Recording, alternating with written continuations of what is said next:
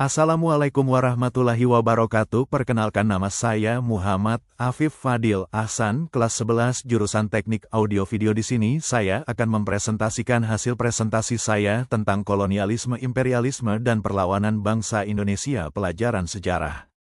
Tujuan pembelajaran kali ini yaitu peserta didik mampu mengidentifikasi bentuk-bentuk kolonialisme dan imperialisme yang pernah terjadi di Indonesia. Latar belakang terjadinya kolonialisme, imperialisme, dan perlawanan bangsa Indonesia ada faktor utama, faktor pendukung, dan faktor pemicu.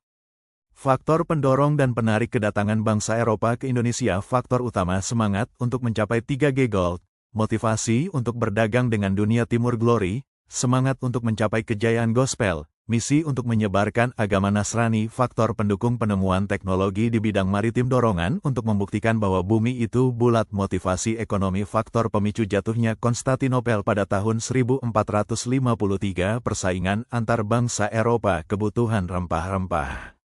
Kedatangan bangsa Portugis. Bangsa Portugis merupakan bangsa asing yang pertama kali datang ke Indonesia pada 1511, yang pada mulanya menguasai wilayah Malaka. Pada 1522, Portugis tiba di Maluku. Bangsa Portugis disambut baik oleh kerajaan Ternate karena tujuannya berdagang rempah-rempah, lalu keduanya beralisiansi dan membangun benteng.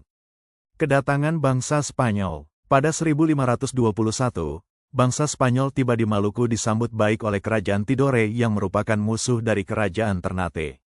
Spanyol mendirikan benteng guna membantu kerajaan Tidore dalam melawan kerajaan Ternate.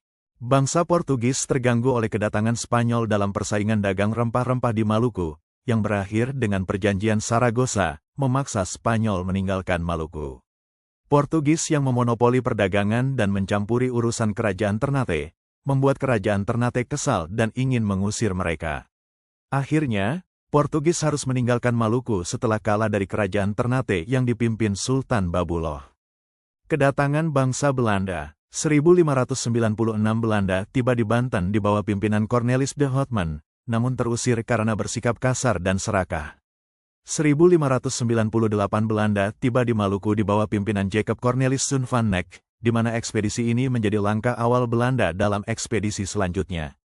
1602 Belanda membentuk persekutuan dagang bernama VOC.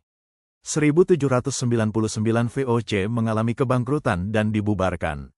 Fok Verenigde Oostindische Compagnie.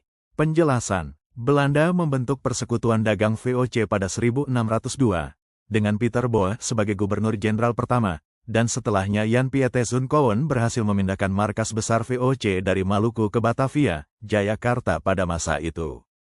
Tujuan, memperkuat Belanda dalam menghadapi persaingan pedagang Eropa lain, menghindari persaingan tidak sehat antara sesama pedagang Belanda, membantu pemerintah Belanda dalam perang melawan Spanyol, mewujudkan keinginan Belanda dalam monopoli rempah-rempah, hak Fok, hak monopoli dagang, karena menjadi wakil pemerintah Belanda yang sah di Asia, hak membuat perjanjian, menyatakan perang, damai dengan raja-raja, hak menyelenggarakan pemerintahan sendiri, hak membuat, mencetak uang, dan memungut pajak, hak membuat senjata dan memiliki angkatan perang sendiri, hak mendirikan benteng pertahanan dan membuat pengadilan sendiri.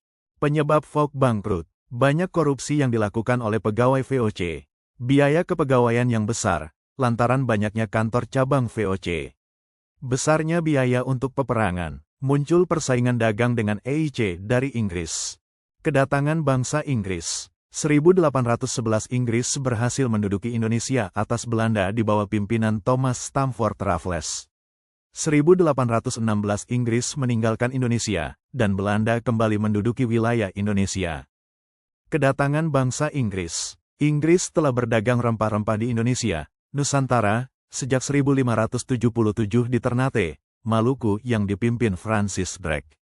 Inggris mendirikan kantor dagang di Maluku, Banten, Aceh, dan Makassar. Inggris berhasil menduduki Indonesia atas Belanda pada 1811 hingga 1816 melalui Perjanjian Tuntang. Pimpinan tertinggi Inggris di Indonesia kala itu adalah Thomas Stamford Raffles. Kebijakan Raffles, menghapus sistem kerja rodi, mengganti sistem tanam paksa dengan sewa tanah. Petani bebas menentukan jenis tanaman yang ditanam, asal laku di pasaran. Membagi Pulau Jawa menjadi 16 karesidenan. Mengenalkan sistem pembayaran pajak dengan uang, membantu pengembangan ilmu penelitian dengan merintis kebun raya Bogor dan penemuan ulang Candi Borobudur. Terima kasih telah menonton hasil presentasi saya. Sekian dari saya. Wassalamualaikum warahmatullahi wabarakatuh.